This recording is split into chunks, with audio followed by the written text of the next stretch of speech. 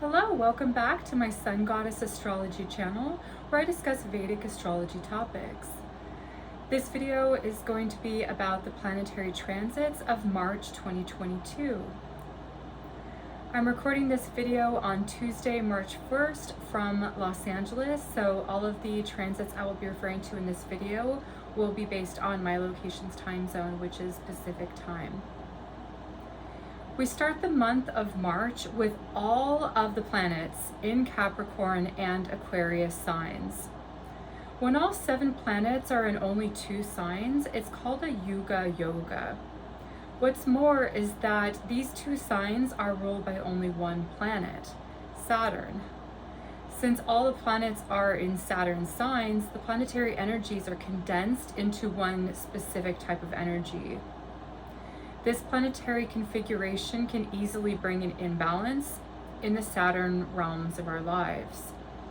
Healthy minds, bodies, and lifestyles are centered on balance, so we must be extra mindful this month to be sure to create moments for balance that we need.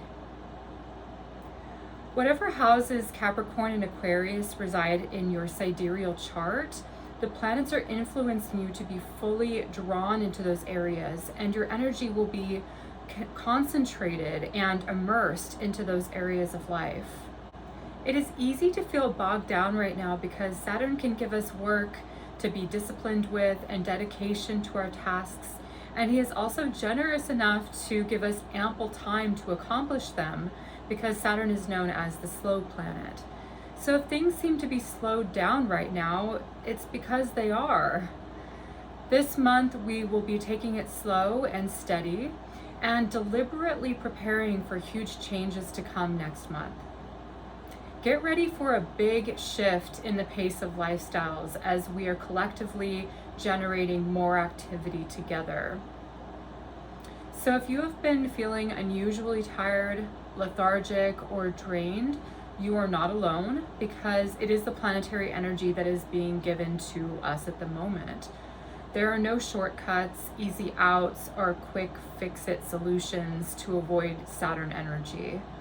Saturn is asking us to stay the course, even if you're feeling frustrated with the delays that seem to be unending, because results will come soon enough if you are patient.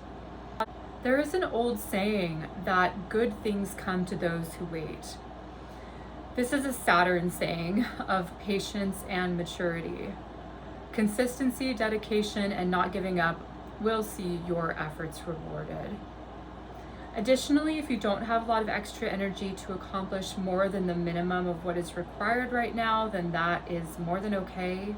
Whatever little things that you are able to do at this time does not go unnoticed. And it all counts. And really, the minor details of everyday life, they are the most important. Whatever you don't finish today, you can finish tomorrow, because life is a constant work in progress. Besides all the planets being in only 2 signs, we are still under the effect of an ongoing called Sarpa Yoga, which means that all the planets are on one side of Rahu Ketu.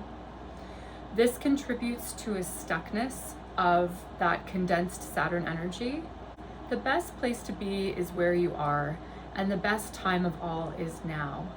Even if there is pressure right now, nothing remains forever. What is unusual about March is that all the planets are direct throughout the month. Statistically, it is more common for at least 1 out of the 5 planets to be retrograde, so that's something special to note here. Even if the energy is a bit more inert, at least we are moving forward little by little, one step at a time. On March 2nd at 9:34 a.m., we have a new moon happening in the Aquarius constellation, and this is at 17 degrees 56 minutes within the nakshatra Shadabishak. This is an optimistic new moon phase because it is conjunct Jupiter, which will uplift us to seek out new areas of truth and to gain knowledge that was previously unseen, which is very mind expanding. So it shows a new cycle of spiritual enlightenment that will be unfolding as well. The new moon will bring about positive change and an inner knowing that we are all being protected. The same day as the new moon, Mercury and Saturn are conjunct at 25 degrees Capricorn, requiring us to have an extra dose of patience and urging us to remain positive and also go within.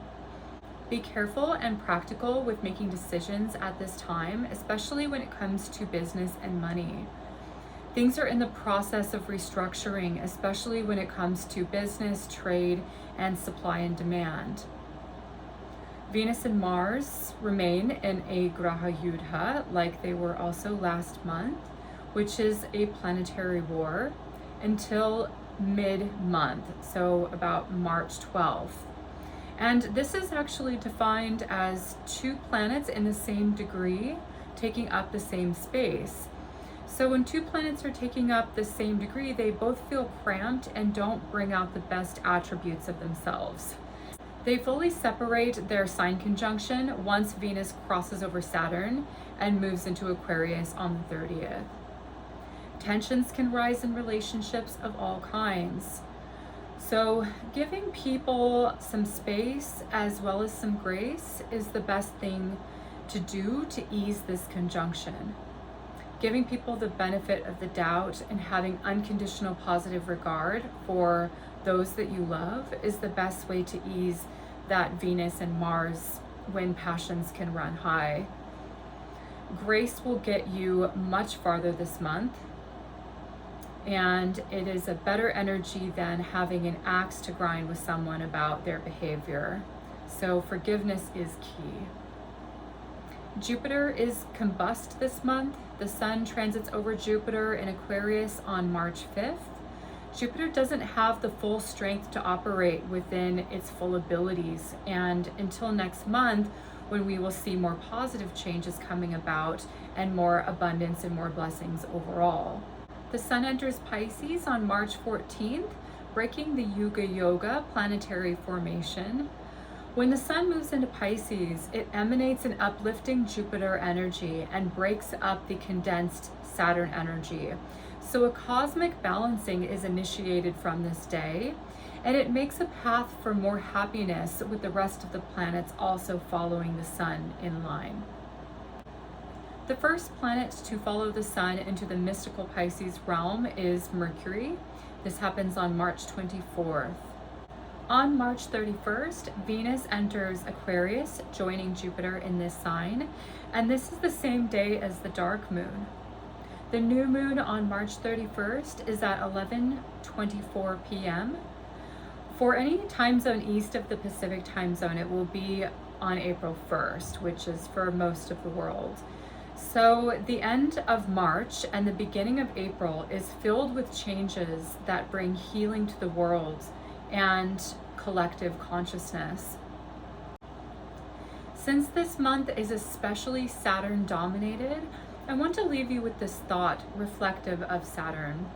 I read a quote today by William Morris, which says, "The true secret of happiness lies in taking a genuine interest in all of the details in daily life." I am so grateful to continue to be able to share my astrological perspectives with you. Thank you for watching and subscribing to my channel. I will see you in the upcoming videos. Take care and be well.